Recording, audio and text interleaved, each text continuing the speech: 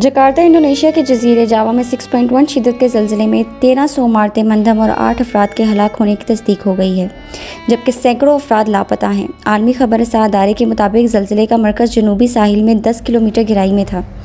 सबसे ज़्यादा नुकसान सियाहती मुकाम बाली में हुआ, जहाँ 1000 से ज़ायद घर और दीगर इमारतें गिर गईं। इमारतों के मलबे से 8 अफराद की लाशें निकाली गई हैं, जबकि अब भी दर्जनों अफराद के मलबे तले दबे होने का खदशा है। रेस्क्यू अदारे के तर्जुमान का कहना है कि ताहाल सैकड़ों अफराद लापता हैं। अमदादी कामों के दरमियान लाशें मिलने का सिलसिला जारी है, जिसके बाइस लाखतों में इजाफे का खदशा जाहिर किया जा रहा है।